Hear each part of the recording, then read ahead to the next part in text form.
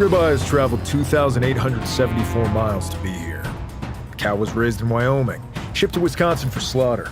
Then the meat was frozen and sent to New York for packaging, then to a distribution center, then to your local grocery store, where it sat on a shelf until you came along. Bon appetit. What does it take to keep your food from spoiling during those trips? Chemical treatments before freezing, genetic manipulation, and of course, the secret ingredient, love of money.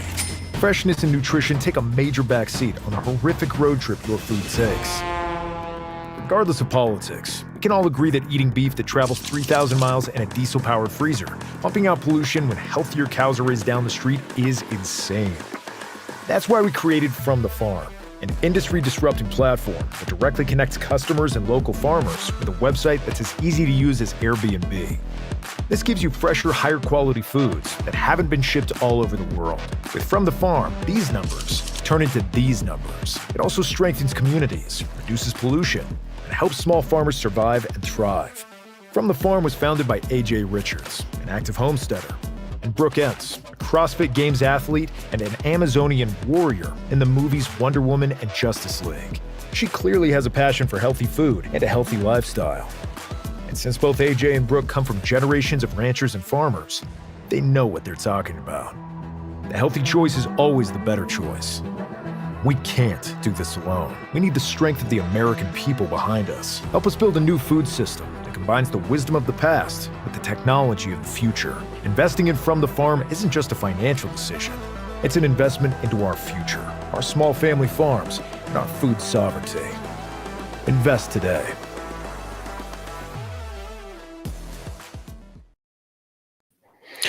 Hey, what's up, everybody? Welcome back to another week of From the Farm Live. This, just to remind everybody, this is a live Q&A episode. We do this every Sunday, so you're welcome to comment on any of the platforms that we're streaming on. If you see me looking over to my shoulder, we're live on Instagram, so I'm responding to comments and questions over there. If you're watching us from any of our other streaming platforms, you can comment there and we'll be able to put those up on the screen and engage with you guys as we go through this.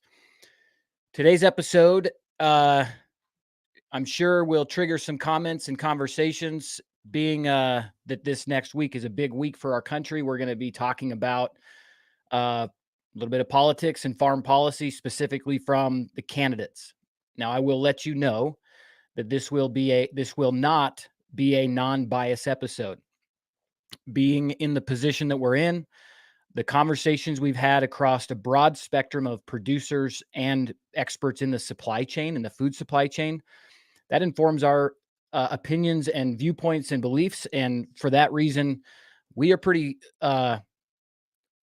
we are firm on the people or the right candidate we believe that will help turn our country around. And for us, we do specifically focus on the farm side, but it may trickle off into some rabbit holes in other areas. So my co-host and co-founder of From the Farm, Brooke Ence, will be joining me here pretty soon. And so we're going to engage in this conversation together. But before she gets here, I would like to just kind of give you guys a look at From the Farm and the platform so that you know who we are and what we're up to. So if you go to fromthefarm.org, you can search for the products that you're looking for in the search bar here, whether it's chicken. Man, you guys are going to see my typing skills in real time. So you can look for chicken. It'll pull up the producers on the platform that have chicken for sale. You can search for beef, any of our beef producers that you want to look for. You can find them on here as well. So you can filter the products that you're looking for and then go in and just click on one of the producers here. It is designed to show you the closest producers to your home first. And but most of our producers, if not all of them, are shipping around the country. So you can go in here, do your shopping, load your cart, check out in the cart. This is a full shopping experience on From the Farm.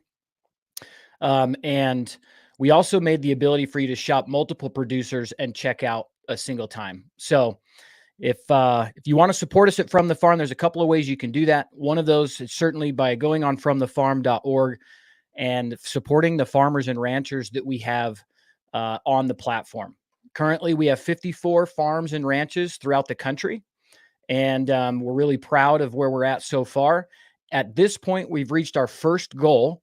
That first goal was to have one producer at least everywhere in the country that could reach a consumer within 2-day ground. And we've accomplished that much faster than we anticipated. So we're pretty excited about that and grateful for the support of the farmers and ranchers that are trusting us to build this parallel marketplace, this parallel economy that we can take back control of our food supply chain.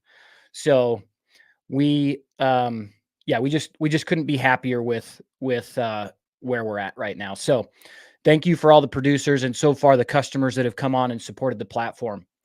The other thing we're up to is we have a crowdfunding going right now. The crowdfunding is WeFunder. WeFunder allows for investors to get involved into a project and back it financially and benefit from the success of those projects. Not just t-shirts and hats and, thank you for supporting. You actually, in our particular program, it's a SEC regulated investment where you can come in and actually get a return on your investment. Our goal is to let this run. We're building a community of supporters to back this and help us build this parallel economy. Frankly, we cannot beat the big system dollar for dollar. It just isn't going to happen, but we can. And we believe that will happen through collaboration and through others being involved in what we're doing here. So give me just a second. I'm going to bring Brooke on. Looks like she made it in the studio. Hey, Brooke. Hello. Welcome, welcome. Thank you. It's good to see you. Just trying to get all my stuff set up, make sure we're going live. Yeah. I was watching the screen. I should have given you a few more seconds, but no, you're good. Perfect. Awesome. Yeah, I just was kind of introducing everybody to the platform, showing them around what we've got so far. Just shared with them that we reached our first goal, which was that we now have a producer in locations that no matter where you're at across the country, you can get it to you in 2-day ground. Now, that's not to say that the producer close to you won't sell out quick. We've got another 200 producers at some level of sign up in From the Farm that we're working to connect with and help them get their store live. So we're pretty excited about the growth. So, and it's just, I think we're at a state now too, where we know it's going to happen. So we've got to keep putting in all of our time and all of our effort, but also let it happen. Yeah. Yeah. You and I were talking the other day, and I agree. The anticipation is the worst part. Like, I wish we just could fast forward to next week and just lean into whatever's coming our way. That's what I've been telling everybody. I'm like, people ask, like, what do you have coming up? What are you doing? And I'm like, honestly, I'm just waiting. Let's just get past November 5th. Yeah. And then reassess. Yep. Totally. Yeah. That's kind of how I feel too. It's been a long election. It's not just us. I've had some friends of mine that, people that like, I already know that they're, different podcasters thinking about and have been talking about our reality and things that are happening and what we need to be paying attention to and, get out the vote and go and vote and all the things. But for me to receive, like, us have back and forth conversation recently about how, like, everyone is thinking could get weird. And I regardless of who wins, it could get weird. I was just talking with Tony, and I told him, I was like, honestly, I just want to get it over with. Yeah. Like, I'm just ready for it to be here, and whatever's going to happen, just let it happen. Yep. Because like the anticipation is exhausting.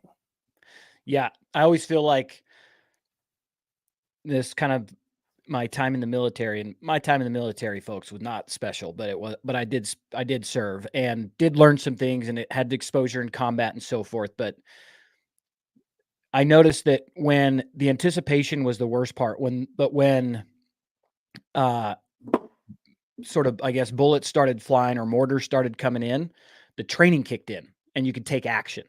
But the heightened state of awareness, just always waiting for the moment, because we knew, I mean, we were getting mortared every day that we were there. So it was every day was like, okay, when's it coming? When's it coming? And then when it hit, it was like, okay, you could release that energy, go to work, assess battle damage, and then move on with your life, right? And wait for the next one.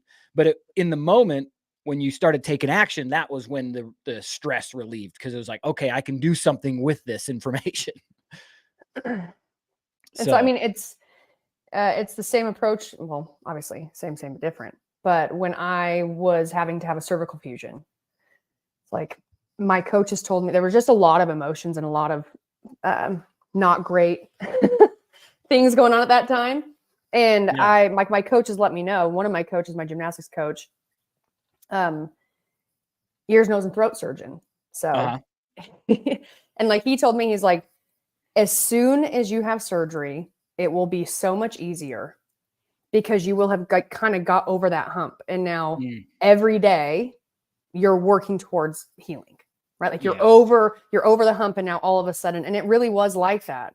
You know, I think that November 5th is going to come, and whatever happens, like people are going to be pissed no matter what, right? Right. People are going to be pissed. Yeah. And so we'll be faced with whatever we're going to be faced with. And to me, that's like, it just makes it simple. Yep. It makes it so much less complicated. Like today, things are way more complicated than what I'm going to, for myself, what it will feel like and be like come November 5th. Yeah. Just because we don't know what to expect. Is that what you mean? Yes. Like, yeah. Mm-hmm. Yes. And because there's just so much going on. And that doesn't mean that there's not going to be all of those, like all the, tumultuous sort of situations or scenarios or things that are currently happening that we have, the goal is to work towards a better future and a better outcome in many areas of life. Yep. We're very focused, right? Obviously on our health, but we got to triage. Well, we don't, thankfully, we're not the ones triaging. Mm-hmm. Yep. Hopefully it's Elon Musk, Trump, and RFK Jr. Yeah. Hopefully they're the ones triaging what's going to happen or what we got to do. But at least it's like, I feel like our country will have a sense of an answer, right? And which kind of closes the door in some regard to like where we've been living in our mental state and wondering and all the questions and all the fighting and bickering. Like none of that's going to leave, could be exacerbated. But for me, the way my mind works is like, once we get past November 5th, I'll be able to wrap my head around what's going on a bit more. And at least we have like a starting point. Now, where that goes, nobody knows, but it's better than, this state of limbo that we're living in currently. Yep. I agree. Let me, before we jump into this, and I did let people know we were going to discuss the presidential candidates, and that we are certainly going to be biased, that we have very strong feelings for who we believe the right candidates will be for presidency for the next 4 years, right? It is Trump with RFK under him, helping fix farm policy and all of the other things. And so I did just warn everybody, we are not going to be non-biased on this show. And, but before we jump into that, I want to share this question because I kind of introduced the platform again to everybody. This is from our friend Brian. AJ or Brooke, maybe both of you, as you've launched and your feet are wet, what are some of the key challenges you see with From the Farm moving forward? And that's a great question. It's a loaded question because it's a big project. There's a lot to do and a lot to be done. Some of the biggest, now that our feet are wet, some of the biggest challenges are going to be meeting the producers and getting them on board, because they have been sold so many other ideas that they were told were going to work and they haven't worked, or the people took advantage of them. And so in their perspective, we're just another group coming along saying that, hey, we're we want to work with you and we're going to put you guys first. They've heard it over and over again. So I think our biggest challenge is meeting those producers and having a real strong conversation with them about why we're different. You know, what called us to this. And in my experience, when we can get on a one-on-one call, they understand that we are different. You know, we are not doing this to, we're not doing this to build a company that can be sold off to the next highest bidder. We're doing this to build a legacy business so that we can stop the loss of our small family farms and ranches and create a pathway for more people to get back into agriculture. That might mean kids that left the farm because there was no way to make money, but the parents have a generational farm to go back to. This path will help bring them back onto the farm. And it could just be somebody that's never been in farming, that's sitting there in a cubicle, hating life, wishing they could be farming. Their Instagram and TikTok feed is clear full of homesteaders and farmers, and they're just wishing for that opportunity. And if we can build a marketplace where that food is at such high demand, you know, we always use the comparison of Airbnb. Airbnb did a really good job marketing a platform where people could come together and rent short-term rentals from other people that own those properties. That's how it started, right? And so that's couch surfing.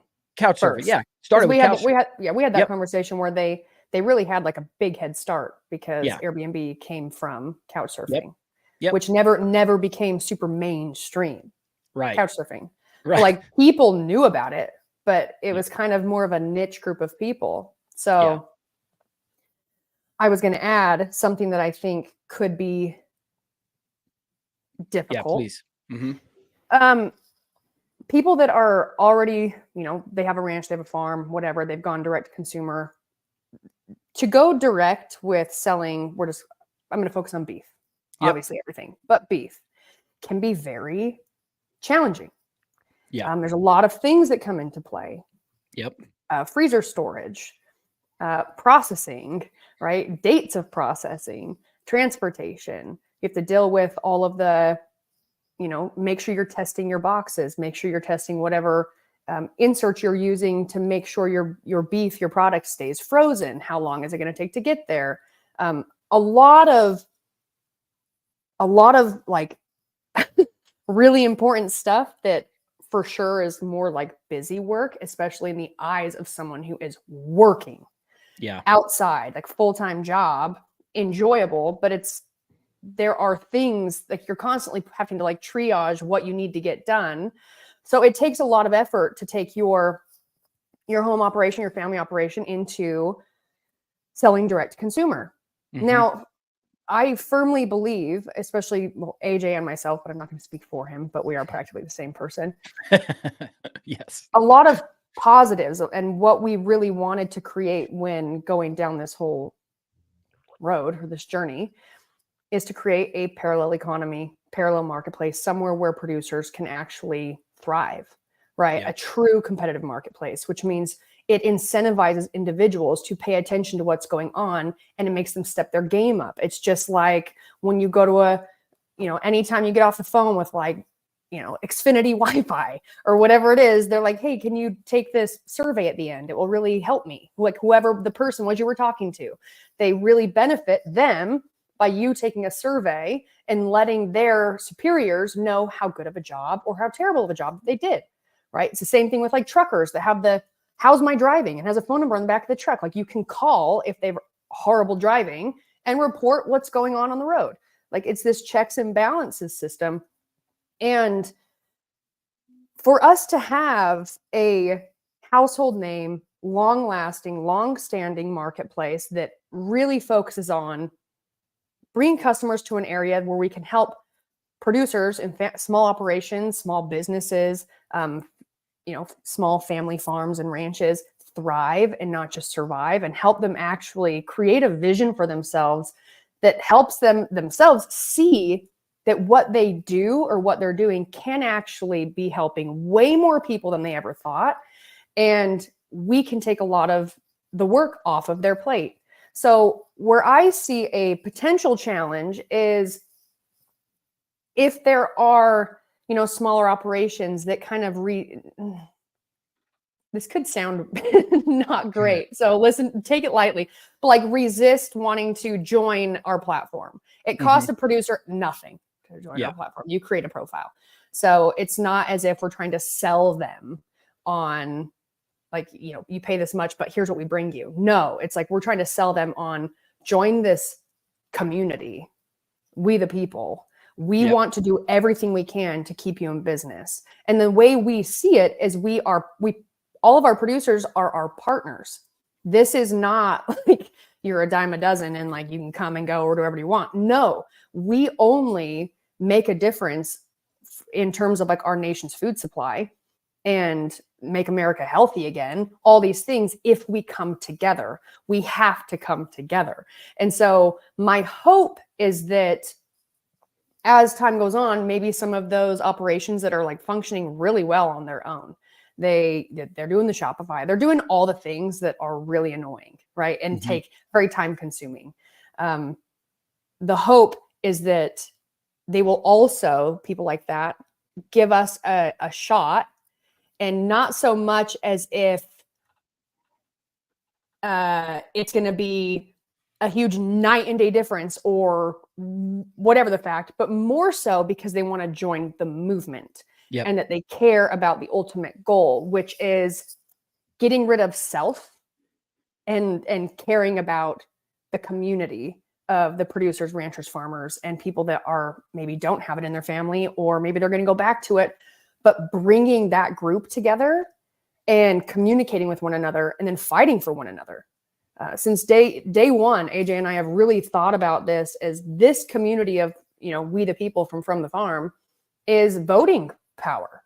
It's you now have, you know, or ultimately the goal would be that we will now have so many people using the platform, having that be a place where they know they can go and find healthy, sustainable, but like healthy products that are not full of all the crap that's making us sick and is making our children sick. I don't have kids, but like for me, you know, potential downstream children, because it's changing the way our body is functioning. It's changing things on a, you know, it's just not good. It's all the chemicals and all the stuff in our products, not even just in our food. It's things that are in like what all the containers your food comes in. What are you, like, you know, paper plates, plastic containers, stuff in your shampoo, stuff in your hairspray, aerosol cans, LED lights. I mean, like, literally everything is trying to break us down on, you know, in our DNA and on our mitochondria and our cellular level. And it's not good. So if someone or some ranch, like we saw in Texas, I'm not going to be specific because I can't remember the exact details, but 200,000 acres are the last thing I had read, that the state is going to turn into a lake. Confiscating. Yep. Yeah. And these are like generational, like been there since the 1800s families that have been working this land. And, you know, situations like that, it's not that hard to not have that be a big conversation. Right. It's very easy to, like, there will be some publication like local, and some people might see the story and be like, that's totally crappy, because it is. It's absolutely shitty. It's ridiculous. But now, you know, I see us as a group where we're paying attention to that. We're paying attention to what's being done. What are the decisions that are being made? Because it's not just about us. It's literally about future generations and what they will have and what they will inherit. And I know AJ said this before and we've talked about this, but it's not the state at which we are in currently. It's not our fault, but it is our responsibility to stand up, say something, do something if we can. Yeah. You know, there may be situations where you can't. There's nothing you can do. But if there is something that we can do, and first and foremost, it's coming together and it's using our voice. And it's saying, I care that you're trying to take 200,000 acres from these families. Also, what's going to happen when you confiscate all the farmland, and where do we get our food now? You know, I mean, that sounds so far-fetched, but it's really not. And Yeah, it's not. that is what I think is the most scary about it. Yeah, well, we discussed on the last episode, and I know you weren't here, you were traveling doing some media work, but we talked about last year, America became a net importer of food for the first time, which means we consume more than we produce on our own. And so that's not a good place to be in. But with that, let me play some of these clips and we'll dive in. I'm debating on which ones I want to start with because we're just gonna kick it off. So let me just play this one right here. Of the climate change. Yeah. If elected, will you be supporting change in dietary guidelines? And then how will you plan on implementing the changes so that people effectively change their diets? Yeah, I mean, and thank you, Carol, for your work and the question. I think of the point that you're raising in a broader context, which is that as a nation, we actually have to have a real priority at the highest level of government around what we eat and in terms of healthy eating, because we have a problem in America. And we can talk about all that we are now, the subject of this conversation. We can talk about the amount of sugar in everything. We could talk about soda. We could go on and on. So the answer is yes. But I'll also say this. The balance that we have to strike here, frankly, is about what government can and should do around creating incentives and then banning certain behaviors. I mean, just to be very honest with you, I love cheeseburgers from time to time, right? I mean, I just do. And I think that, but there has to be also what we do in terms of creating incentives that we will eat in a healthy way, that we will encourage moderation, and that we will be educated about the effect of our eating habits on our environment. And we have to do a much better job of that, and the government has to do a much better job of that. So, I mean, I'm just saying, you love cheeseburgers. I mean, we all do. I don't know whether you know, from time to try time, the I don't Beyond eat them every Burger, day, the Impossible but, yeah. Burger, right? They try, but it's not quite the same. That's my personal opinion. But would you support changing the dietary guidelines? Yes. You know, the food pyramid. What people Yes. to reduce red meat specifically. Yes, I would. And Reduce red meat specifically. I mean, First of all, why are they standing? yeah. It took her a long time she didn't answer anything as far as I No, could that's tell. what she does. She doesn't do that. In Yeah. fact, what's so crazy is that people actually still think that she's a good person to listen to. Yeah. Aside of, if I were just objectively listening to how she speaks, there's so many red flags. You don't know what you're talking about. You're lying. Yeah. Hey, we could talk. We could talk about this, and we could talk about this, and we could talk about this. It's like, well, let's talk about it then. Yeah. We could. Yeah. But we don't. And it's like, there's so much data out there that's a perfect time for you to at least use data to back up anything you want to say. If you have nothing to say. Yep. And then instead it's just, hey man, you know, I enjoy a cheeseburger time and time again. Yeah. Every once in a while, I like to get a little bit crazy, have a cheeseburger, but red meat is a problem. And it's like, oh my gosh, not even pesticides first. Yeah. Like, if we're triaging our food and what's going wrong with it, is that really going to make the biggest difference in meat consumption? Yep. In bettering people's health? No, I feel like probably if we had to pick one thing, one place to start, wouldn't it be, all of the pesticides and herbicides you're spraying on all of the food that's degrading our soil? No, we don't want to attack that yet because you love processed food. You want to get rid of something that's healthy and actually helps sequester, carbon, because we still have to talk about the whole carbon hoax. But yeah, you'd have to be stupid to listen to her and be like, yeah. Now let's play this one in contrast to that one. And I mean, hopefully the people, I'm pretty confident that the people listening to us right now are well informed and they know better. But let's play this one just so you have the contrast. I have a lot of plans for ending the corporate control over our food supply and over our farmland and the destruction of our soils. I'm going to reverse 80 years of farm policy in this country, which have directed us toward industrial agriculture, industrial meat production, factory farming, the chemical-based agriculture, carbon-based fertilizers, all of these things that are destroying the soils in our country. And my career, I've been doing that my whole life. I've sued the USDA and the big farm cabals probably more than any other attorney in this country. I've sued Tyson, Cargill, Monsanto, Smithfield, and on and on. And all of the factory farming, I've brought probably over 100 suits against factory farms in this country, but they're destroying this kind of farming is destroying the soils in our country. It's poisoning the food. The process, the food that they produce is not even food anymore, it's commodities. And most of it's going to processed food companies that are using 1,000 ingredients that are all banned in Europe. And we have a chronic disease epidemic in this country that is being fed by processed food. So when you listen to, we're talking about candidates because of their ability to actually make a difference. And when I hear Kamala, I hear nothing.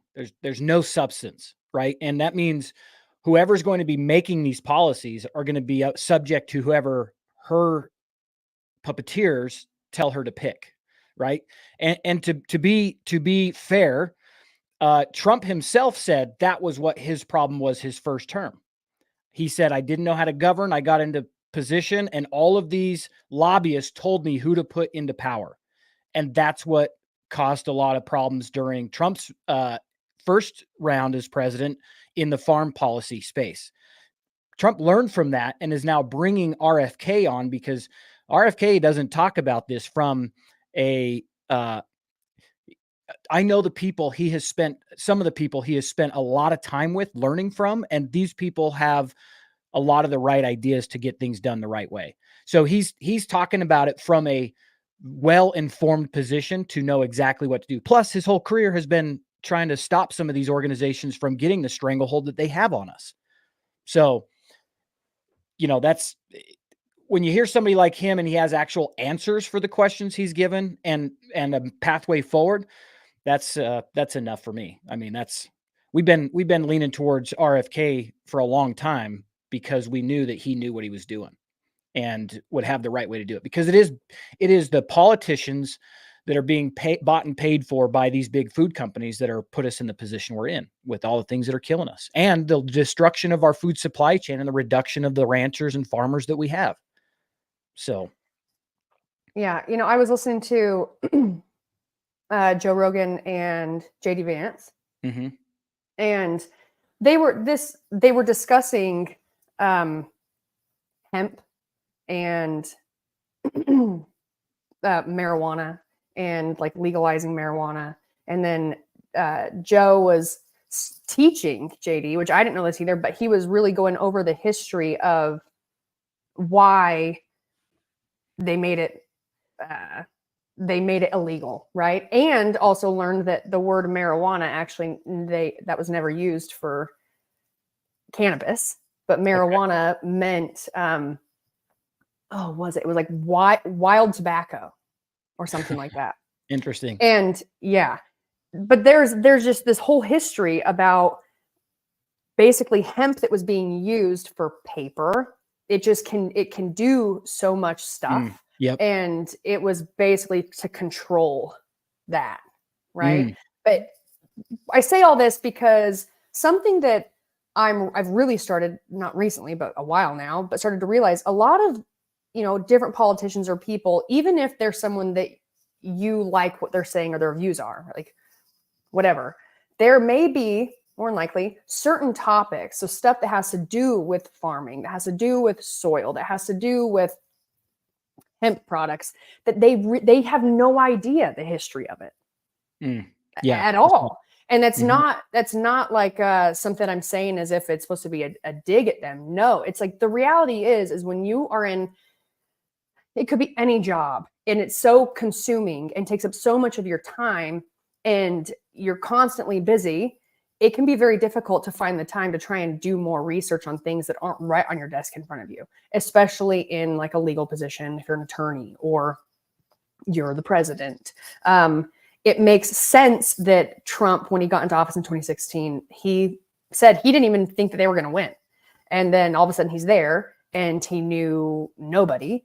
And he learned over time who to trust and who not to. And now at this point, you know, like you said, AJ, it's like he knows who to talk to now. And he's not going to make mistakes anymore. Frankly, we can't really afford too many big errors. This country cannot afford that anymore. But different politicians, if you're somebody that you fully understand what's going on in some problem or some business or whatever it is, and you can aid anybody in giving them and helping them know the information and the truth and the data and the numbers, all the things, you got to share it. Because I do this sometimes. Like I assume that when you hear Trump talk about how all of our ranchers and farmers are being decimated, you know, that's the truth. Mm-hmm. But then also, you know, listening to different podcasts and Joe Rogan and Sean Ryan and Tucker Carlson, those people, even the people that I'm seeing them talk about the issues with our farming, with our soil, with our health, with our food, with all of the issues, I make assumptions that they must know all the things. Yeah. Right. Because there's a lot. There's so many different issues. There's so many different problems, but they don't. And the thing that I like about, Trump, RFK, Elon Musk, JD Vance, Tulsi Gabbard, basically all these people that are coming together. It's not about, I genuinely feel like this. It's not about being like, you know, being a Republican, right? Or like winning because it's like, because Republicans and Democrats, and it's like this, you know, arch enemies and whatever. It's not about that. It really is about, we have problems and none of us want us to go down like this. And I know that Kamala Harris does not have kids of her own. I know that her husband, I think, has kids from like a prior marriage or some whatever. Mm-hmm. But Trump has kids and grandkids. Like,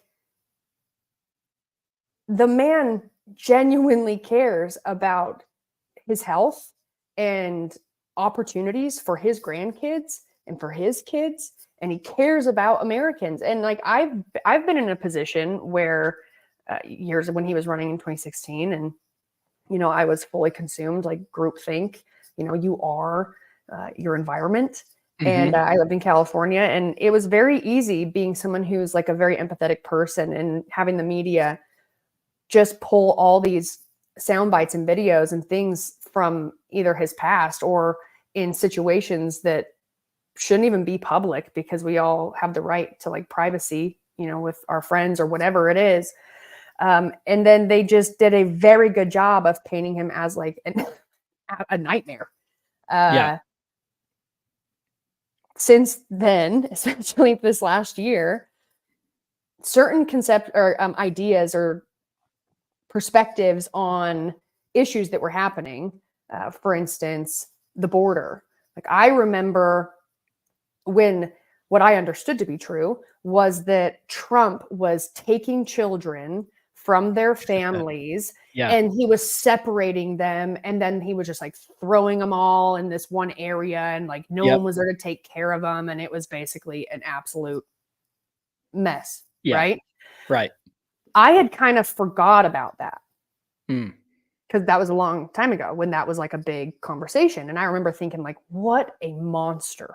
Fast forward, I was watching a documentary, can't remember which one it was, sorry guys, but they were discussing, maybe it wasn't, whatever it was, I was watching a video and they were talking about how something that Trump had done, like put into like legal document, that what they were doing was whenever a family came across the border, they did a DNA test, and if the child's DNA did not match that of the adult that brought them across, he took that child away from that adult.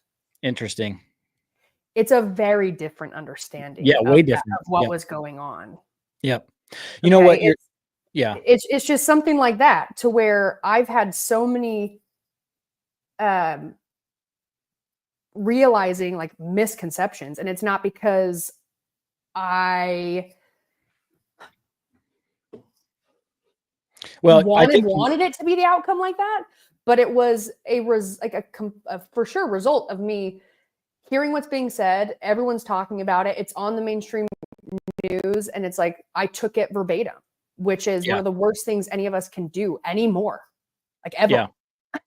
Well, I think one of the things you said there that I think is worth pausing on is the group think, or the environment you're in, because you and I come from the exact same geographical location. I mean, we're neighbors. Our family settled the same town, and you were in a different group. I was in a different group. And so I guess the point I'm trying to make is, now that you're back into Southern Utah around that different group, the one that I kind of never left, I guess I found the same environment down there in Mesa where I lived, that veil got lifted. And so that's where having some empathy and some patience for other people or their friends or family that for whatever reason they can't see it, where they're in that whatever sphere of influence they're in, they can't see past all of the BS that's out there because of where they're getting their information, how the clips are edited so that it sounds a certain way. And if you're so far on that side,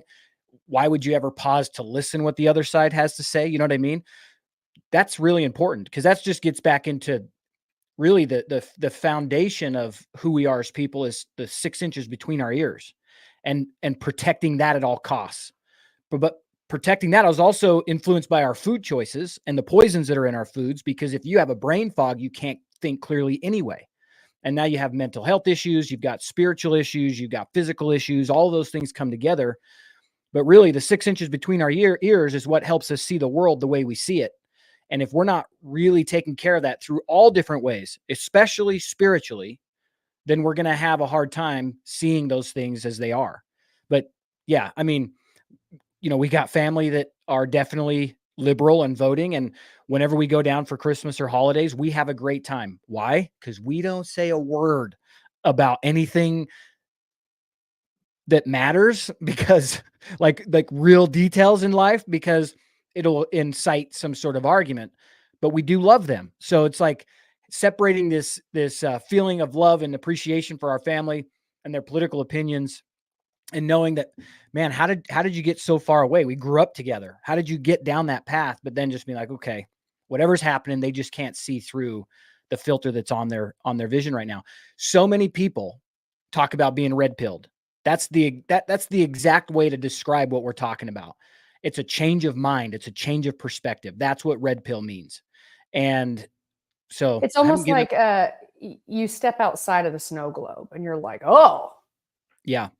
Like, you're not inside it anymore. Now you're on the outside looking in, being like, oh, now I see it all for exactly what it is. And things aren't looking great. Yeah. Yep, exactly. I think people tend to, well, if you think the long game, right? When we're constantly being put at odds and we're constantly in a state of fear or anger, or constantly, having to fight like these battles that are not ours, or like you're all of a sudden you feel like you have to fight the battle for those group of people. And it's like, calm down. Like if they're not upset and life is pretty good, like they don't need you to come and save them and be the savior. Okay. Yeah. But we get stuck in that. And I think that I think it's really good to assume that it comes from a very good place. Like the starting place comes from a very good place. It comes from caring.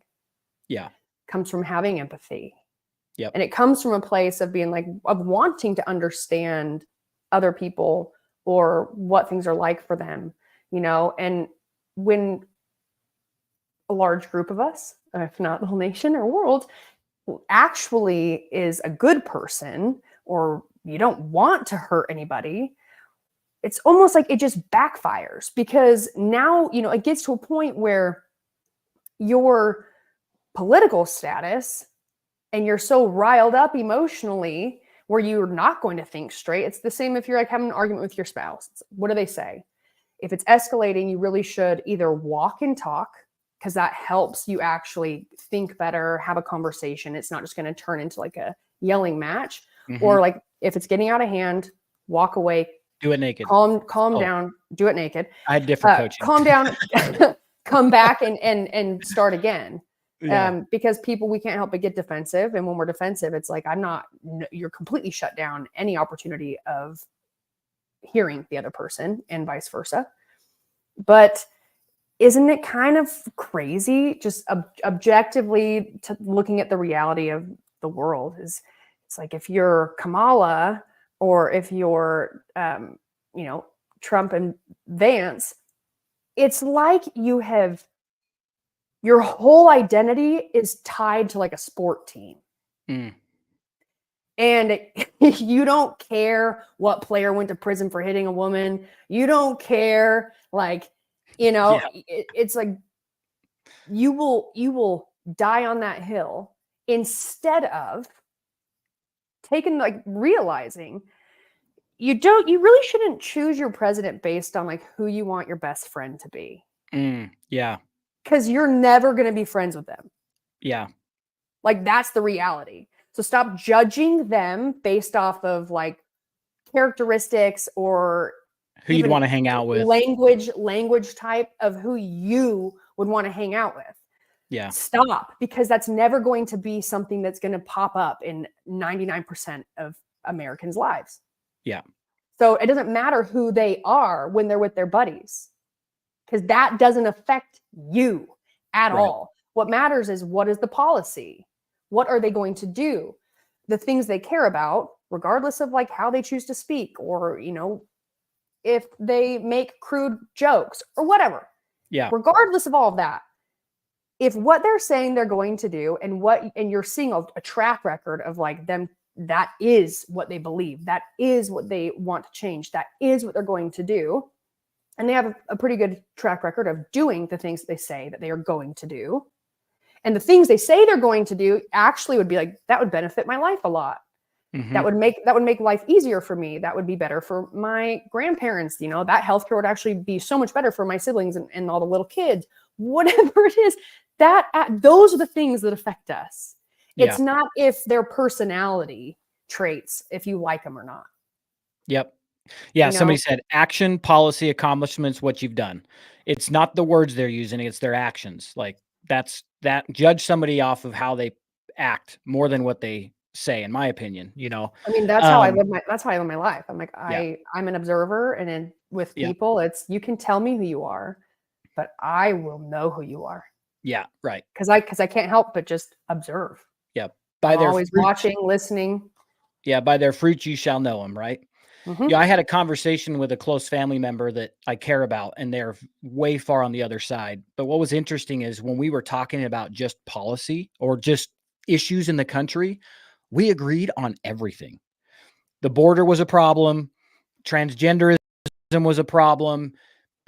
Men and women's sports was a problem. I mean, just, you could check off the list. And he's like, yeah, I agree. Yeah, I agree. So we didn't even get into who and the right person was to solve it. But yet I'm finding that we agreed on almost everything. And where we start diverging is the who or the how. And that's where you get into the messaging, right? Like we were talking about, cutting and editing certain clips and where you're choosing to get your information. And this person is a much older person. So in that particular case, I think part of it has to do with, I've been watching this news channel my entire life. It's never steered me wrong. So I'm going to keep watching CNN and being lied to. Right. And so I knew that's what I was dealing with. So I'm like, let me just see if morally, because these issues, if we agreed on them morally, then we at least have some common ground where we agree on some of these issues, which are moral. And I could just leave it at that and be like, okay, well, it's not my position to try to convince you who you're listening to, but at least we have some common ground there. So, well, and the thing about that is, it just proves the point that if you were to focus on the policy issues, we're going to align way more than we're not going to align, but if you are stuck in a sense where, and maybe it's almost like an addiction, because with like mainstream media or the way they choose to, especially the way they choose to talk about like Trump, for instance, it's always something that's like, get him. Yeah. He's awful. And you Yeah. can't help it, man. Like rage or anger, it's an addictive feeling and it sucks. And it always feels really bad at the end of it, right? But when you're mad, Oh man, yeah. it's like, There's a payoff. there is. And then it also, you crash at the end, because Yep. if you're, I mean, I would say if you're like in a, somewhat self-aware person, once that you blow up Adrenaline or whatever. and the Yep. adrenaline goes away, you immediately start to reflect and you're like, oh man, I'm a shitty person. I'm a I shitty shouldn't have said that. person. I never should have said that. Yeah. But if you're in a way kind of addicted to the way you get your news, you really could be missing a lot of truth or a lot of like so much left out information.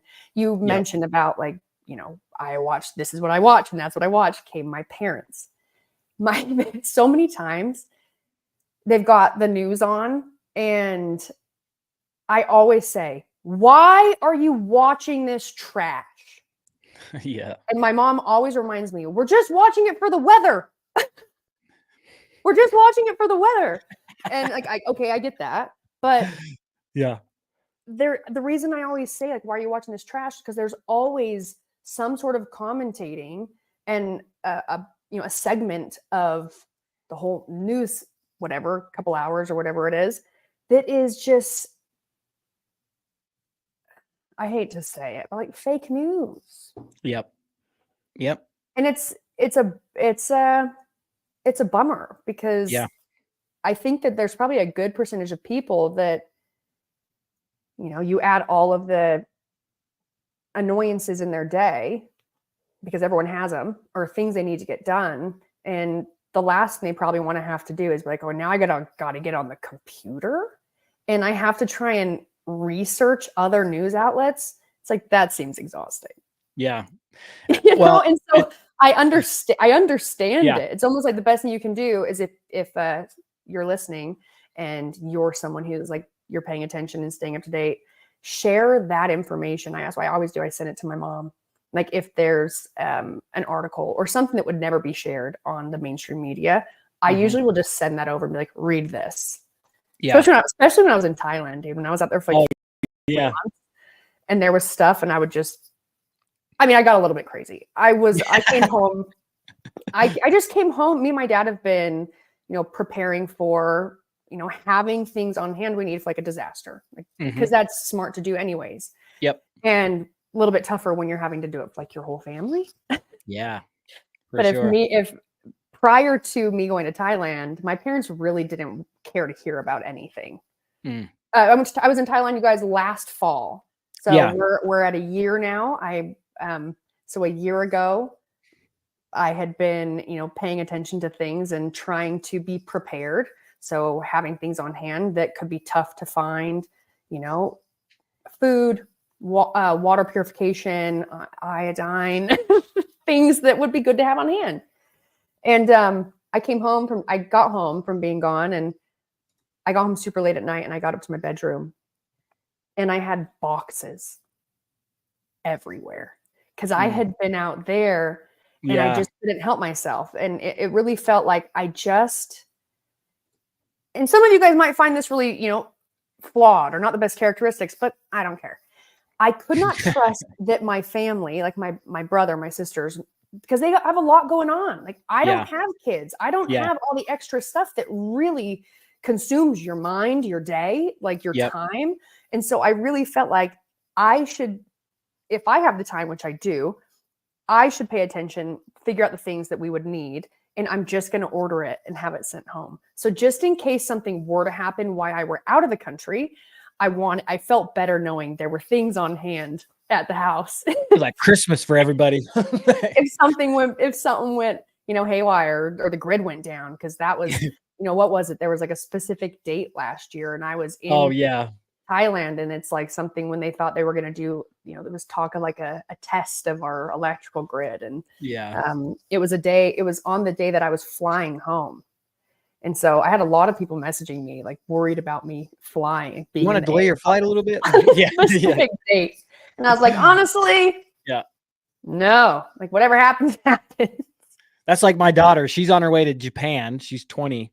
She's on her way to Japan today for a month by herself. And I'm like, all right, have a good time. The elections, I'm like a little puckered as her dad, but I think if there's any country to go to as a young lady and me not be worried about all the other things, I think Japan's probably a pretty safe one from the people I know that have been there. But still, the timing of it too, I'm like, sweetheart, just know where the embassy is the whole time you're there. However, wherever you're traveling, just know where to get back to the embassy. Yep. And then just enjoy the time, but have a plan. I'm trying to impart some wisdom. Like, I'm so excited for my 20-year-old to go out on her own, and because she's going to grow a ton.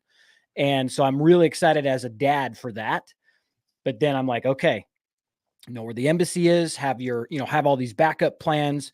It's the things that are going to go wrong that are going to have you grow. So I know things are not going to go well, but that's how you evolve as a person. So I'm really excited for it. But I'm like, couldn't you have picked a week later or something? Not that maybe would have even mattered, but oh man. Yeah. Well, let me play another clip here and talk about farms more. Things going right now on the farm. Not real well with the price, with inflation on everything from tires to fertilizer. It's really tough for the family farm to try to make the numbers work. What would be your top concern if Kamala Harris was president? How would that impact your bottom line as a farmer? Oh my, inflation would be the big thing. More inflation is something we can't handle. More regulations, we've had enough. Let me just say this too. In my research for this episode, I came across a lot of old clips of farmers back when Trump was in office and he put tariffs on. And so there's a lot of farmers that are not pro-Trump because of some of the challenges they went through during his first presidency. I don't know enough of the details to really go into the weeds. So I'm just going to give a hypothetical, just an observation. I'm kind of more asking and looking into this, as I meet more producers and so forth. But the system that exists, the ones it's working for, it's because they've been able to grow and adapt to the system that's working. That's left our small and medium-sized farms and ranches to struggle, right? So you've got farms that were able to get big or get out. They got big and they were able to adapt and become that. And these are good people. These are amazing Americans that their livelihoods are dependent on the existing systems that are running. So no matter what changes are going to be made, somebody's going to be affected. I mean, it's how it is.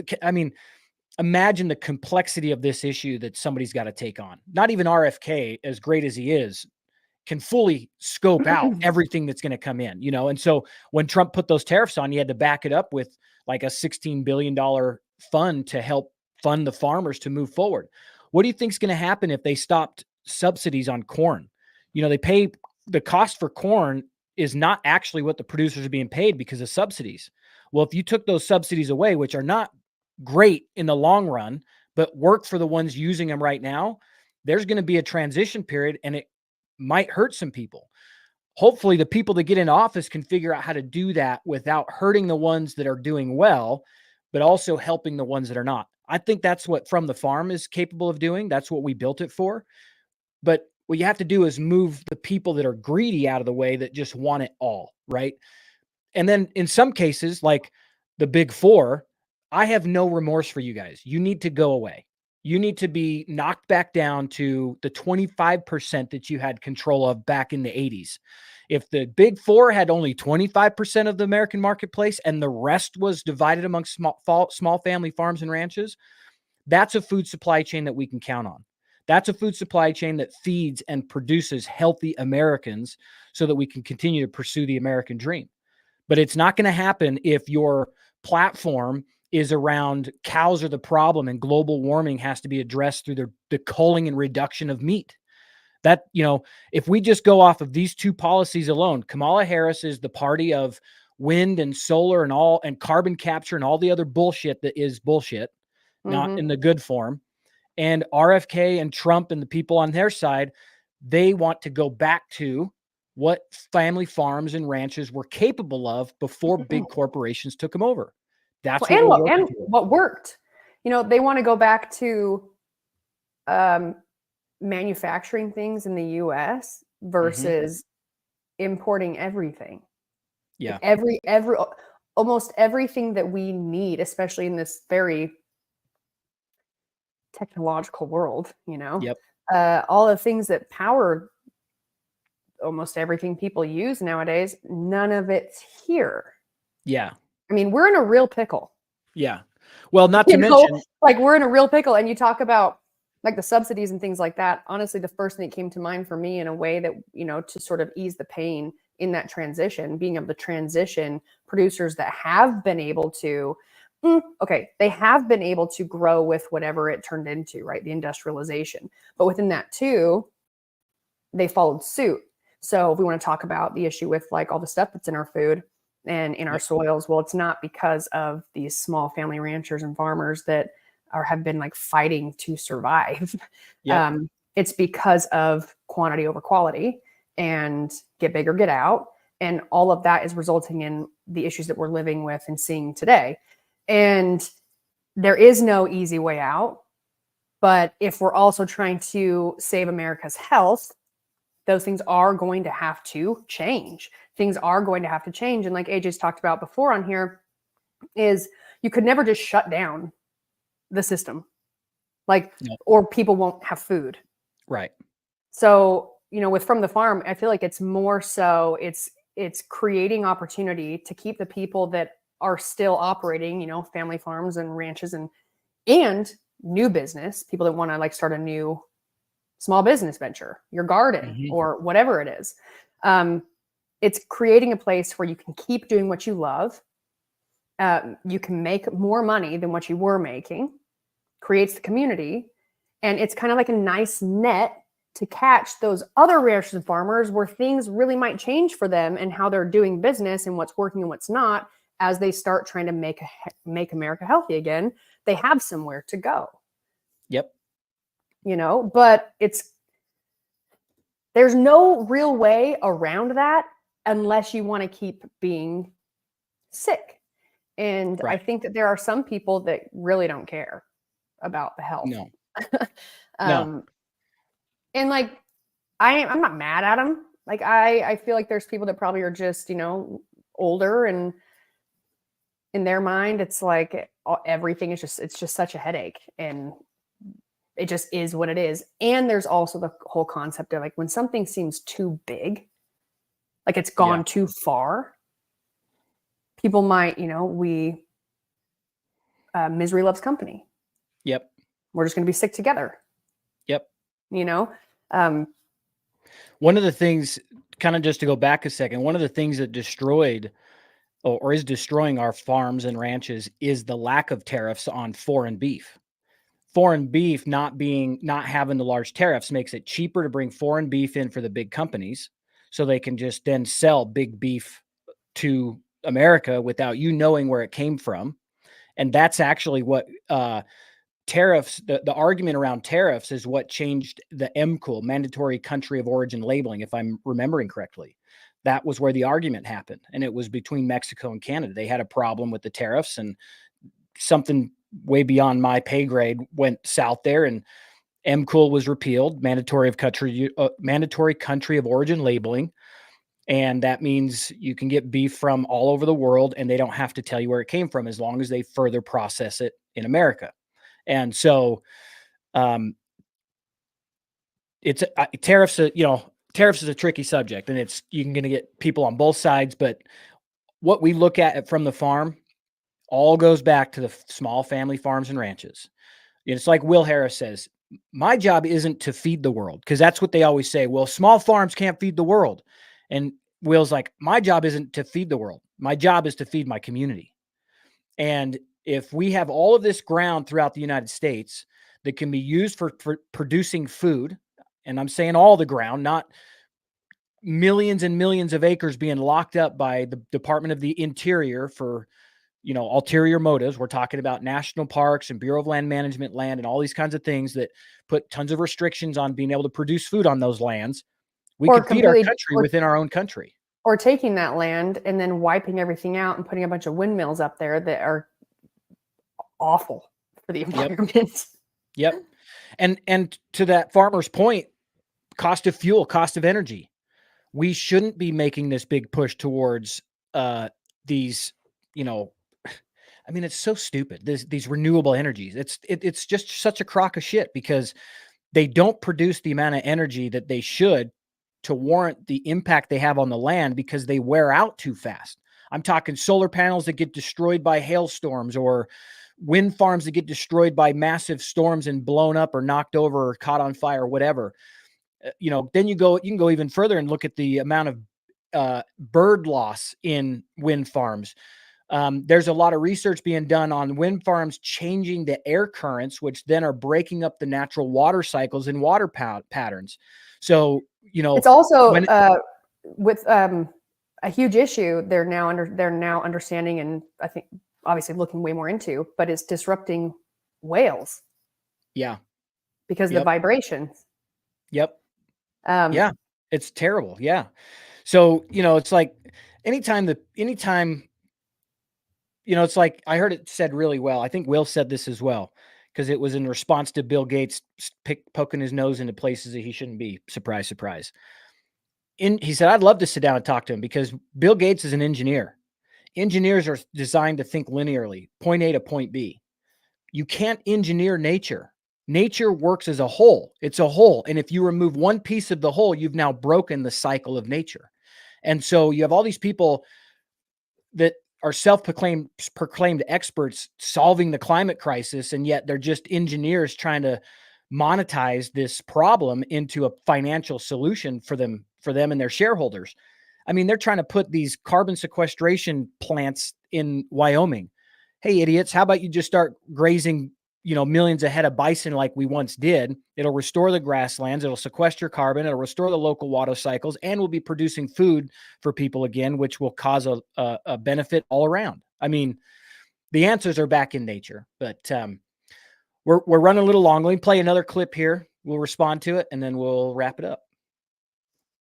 Robert F. Kennedy Jr., and I'm here outside of the United States Department of Agriculture to tell you about a win-win policy that I'll be pushing in the Trump administration. It's a win for farmers, for consumers, and for the environment. And the purpose is to make America healthy again. America's current ag policy is destroying America's health on every level. It's destroying the economic health of farmers by forcing them to get big or get out. Big corporate farms do just fine, while the small and medium family operators are squeezed to the point of collapse. It also destroys the health of America's soil and water by tilting the playing field in favor of more chemicals, more herbicides, more insecticides, more concentrated monocrops and feedlots.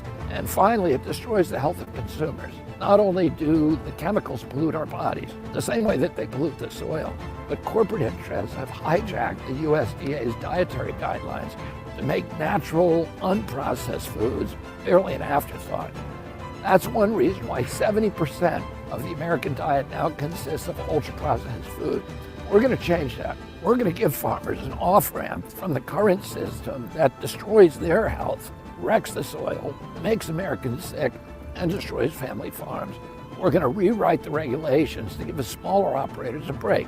We're going to encourage sustainable, regenerative farming that can build soil and replenish aquifers. We're going to ban the worst agricultural chemicals that are already prohibited in other countries. And we're going to remove conflicts of interest from the USDA dietary panels and commissions. I've seen some of what America's most innovative regenerative farmers are doing today. They can literally green deserts. They rebuild depleted soils. Wells that had been dry for 30 years start flowing again. They heal the land, and some of them make a very good living doing it. But unfortunately, many more have to fight the system in order to do what's right. It doesn't have to be this way. And when Donald Trump gets me inside the building I'm standing outside of right now, it won't be this way anymore. American agriculture will come roaring back, and so will American health. If you want this to happen as much as I do, please donate what you can to make America healthy again at ahanow.org. Thank you, and God bless.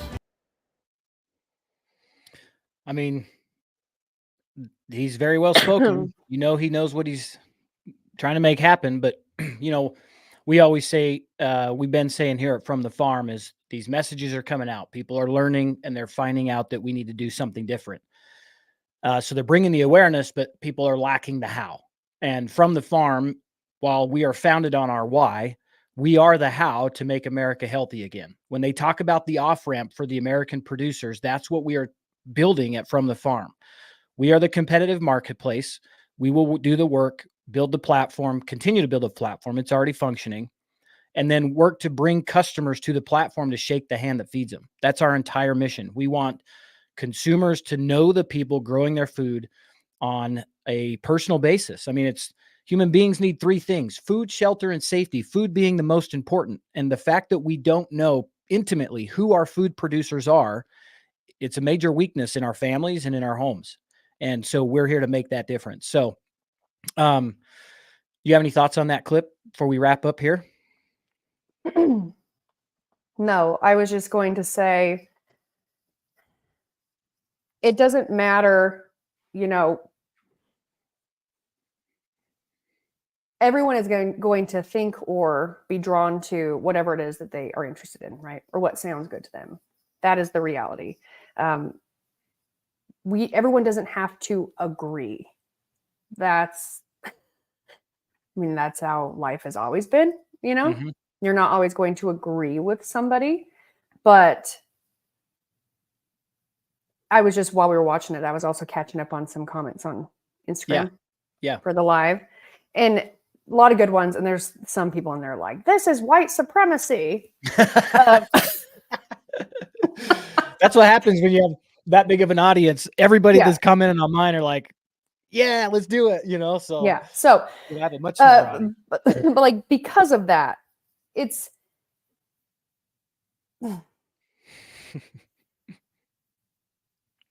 is our own job to do digging. It is our own job to look further into things. I was always taught in college, even towards the end, wasn't necessarily being taught this, but you were always taught to question. Like, that's what you're supposed to do. Like, you learn what you can, and then you're supposed to question what you learned and go deeper.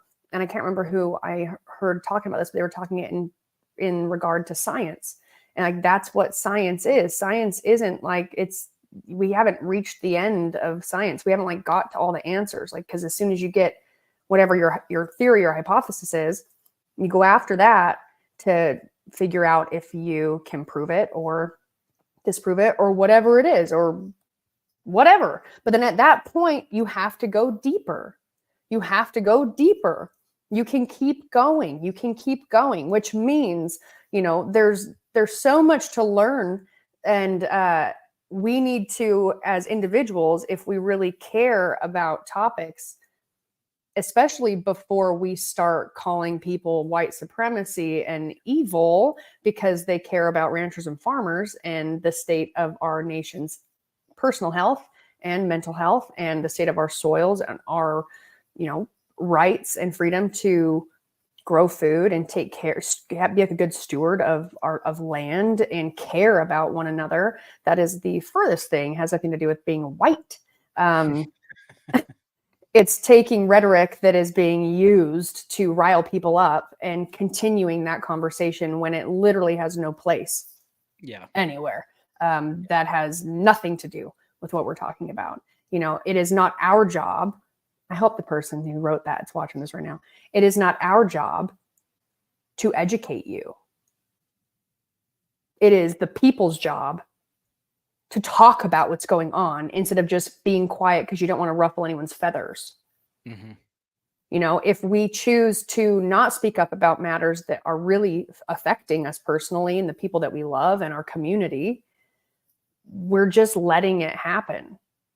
Now, I'm not saying that by us talking about the issues is going to solve them, but it's definitely not going to solve them if everyone's just rolling over because we're afraid. Yeah. Scared of standing out, being scared of having too many people dislike you. And that is very uncomfortable. It totally sucks. It's not fun. It's not fun for me to read some of the comments that people make, towards me. It's not fun because I'm not a white supremacist. And it's like, that's very hurtful, right? I just urge everyone to do research and try, like, not even like, don't get angry, don't be defensive. Like, we have different opinions, different things we consider on a high priority list for our well-being and our, our way of living. People need different things, but AJ and I have always felt like this is a matter, like what we are focusing on, food, health, things in our environment, that's like really making it very difficult to be a healthy person, near impossible, honestly, when you hear the numbers on like the new data based on like 50% of all, I think it's like teens are obese in America. 50%. That's a lot. That's a lot. Okay. Yeah, we So, actually like, have a national security issue because we can't recruit young people for our military because they're not healthy enough. Mm-hmm. We're very weak. We're a very weak country right now. So outside of, and usually what I say to people is like, you got to put all the bullshit down. You got to put all the little stuff down that you maybe really love to argue with people on, because it feels good, right? It feels good to let the rage out. But you need to put it down and pay attention to like actual choices and issues that we have at hand that are truly affecting us, whether you believe it or you don't. Yep. The data doesn't lie, and those things matter. So it's putting down the fact that you don't like someone's personality traits. What's one thing I don't like about Kamala? Because she has yet to say any. She's running on no policies. None. Like there's not even anything to like be able to do like a pros and cons list, or like set the policies up next to each other and be like, all right, let's go through it. Yep. You can't even do that. There's only been one group that has talked about policy and talked about things that they're going to do to fix it and work it out. Another one side that's bringing people in, experts in, because JD Vance and Trump, they are not the experts in all these areas. So what is the best thing they can do? Find them. Yeah. This person can help us, put a dent in getting this started. Elon Musk is going to put a real dent in like federal funding in a lot of issues that none of us can control at all, but we all have to live through and we have to deal with. So I forgive you for saying hurtful things that are extremely uncalled for and have nothing to do with anything we're talking about. And I urge you to look at policy. Take a step back and realize that the president of the United States is never going to be your friend. So how they choose to spend their extracurricular time, whether it's golfing or skeet shooting or whatever, fishing, whatever it is, hanging out with their kids, that doesn't affect you. But what they do, the policies that they implement, the changes that they make, the things that they care about for our nation as a whole, like the health of every individual, the health of the kids, right? To grow up and not be like you just become the product of a poisoned food system, and you don't really get to have a choice in the matter. And it's not good. It's not okay. Look at the policies, objectively decide, like, how is it really going to affect you, and forget the personality traits, and then go from there. And then also maybe realize that all of us people that are we the people, we're not the people running the country, we're not the people running for office. We really can do a lot more good if we can come together on certain issues that I always have just assumed it would. I don't see how anyone can't agree with this being important. Like our health. I don't care what side you're on or what you like or what you don't, but our health, like that's something, our food, like that's something I always feel like no one should be arguing that. Like everybody, I assume, wants to be healthier. We don't want to be unhealthy. We don't want to be slowly dying or degrading or whatever it is. We all want to be able to keep moving and, be healthy and live a good, healthy, happy life.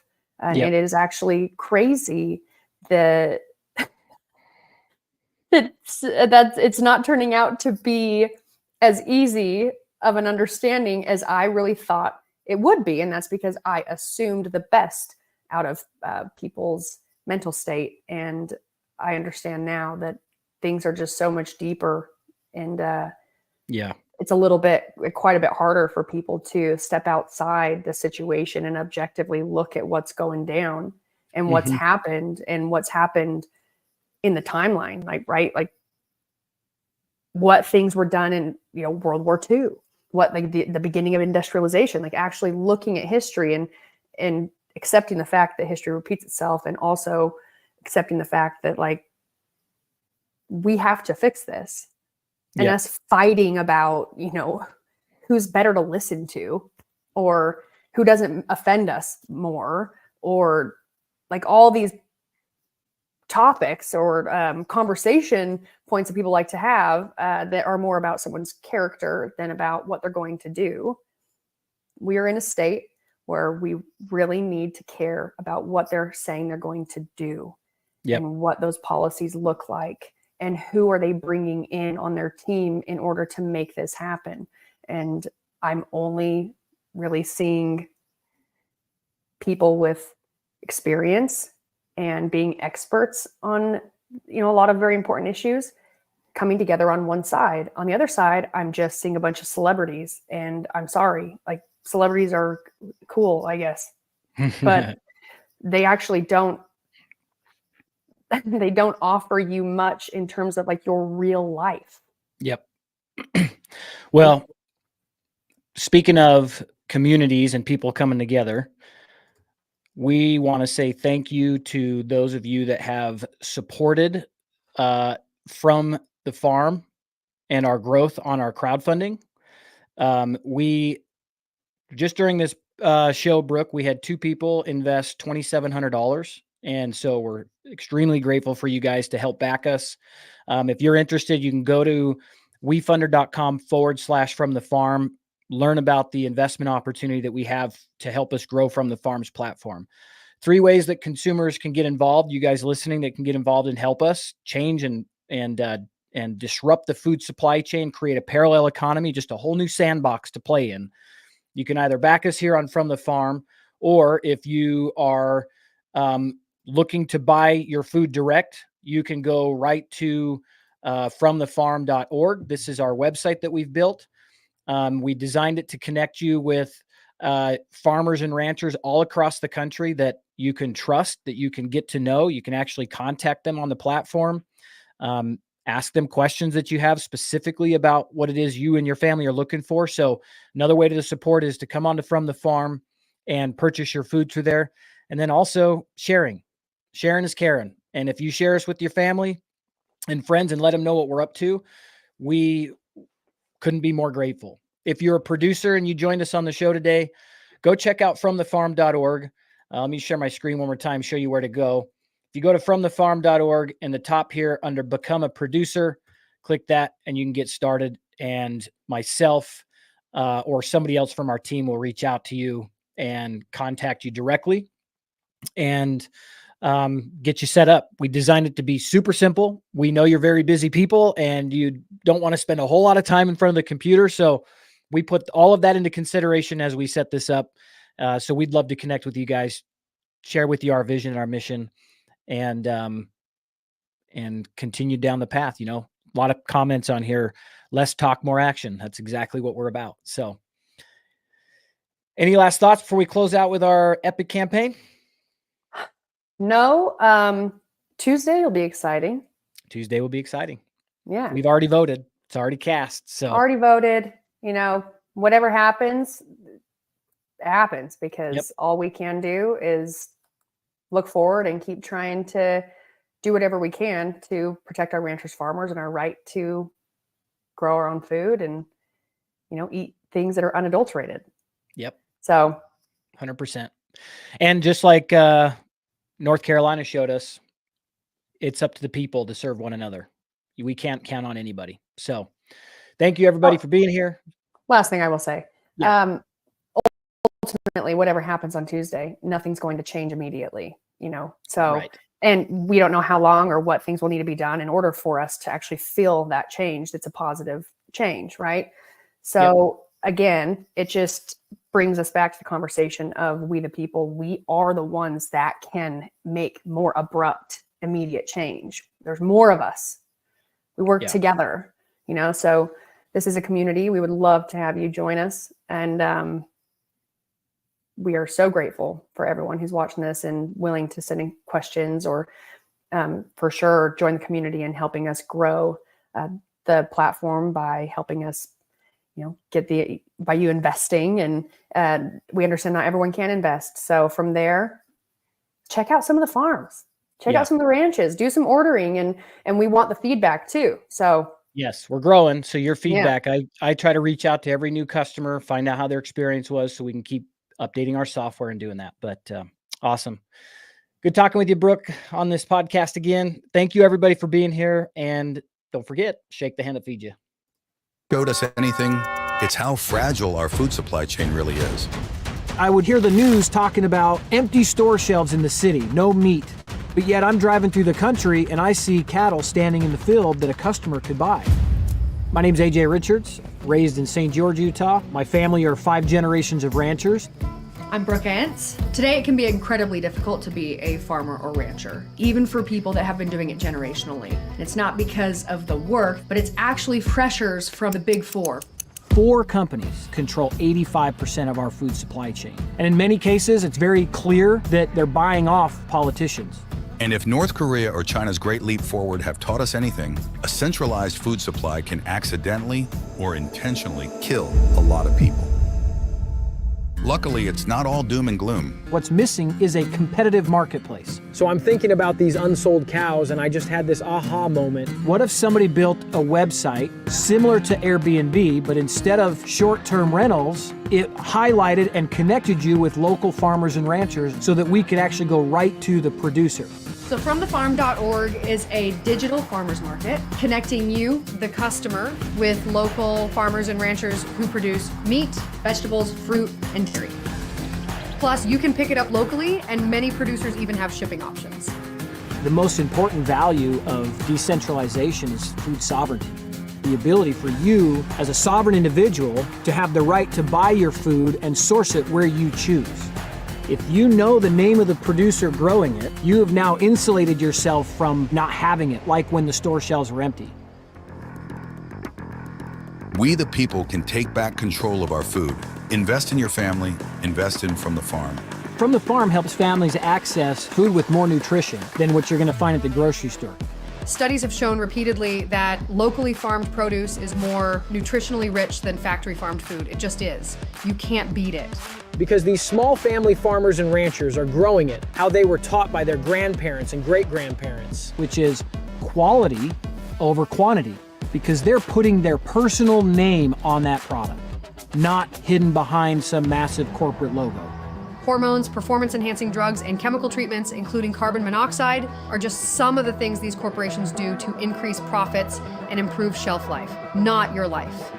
Meanwhile, up to 40% of your meat's nutritional value is lost in the process. There's also the environmental impact from all the mileage your food racks up.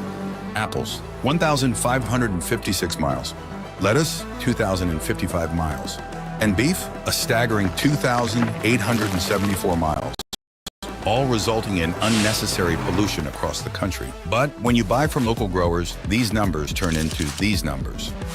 Not only is shopping with From the Farm decreasing pollution and reclaiming your food sovereignty, but you are also getting a superior product. Parallel food economies or buying local is the future of food. I was actually the first person to invest in From the Farm. I was 100% all in. I've started businesses, I've had some really cool opportunities in the entertainment industry and the sporting world, but getting healthy food into more Americans' hands is more important than anything I've ever done. So right now we've assembled our team. We've got some amazing people on board to execute and make this happen. Like Isaac Barlow, who knows how to scale tech companies in the blue collar space because he's done it before. Now we're in the process of raising the funding from you guys to help us scale this to the next level. We can't do this alone. We need the strength of the American people behind us. Help us build a new food system that combines the wisdom of the past with the technology of the future. Investing in From the Farm isn't just a financial decision, it's an investment in our future, our small family farms, and our food sovereignty. Invest today.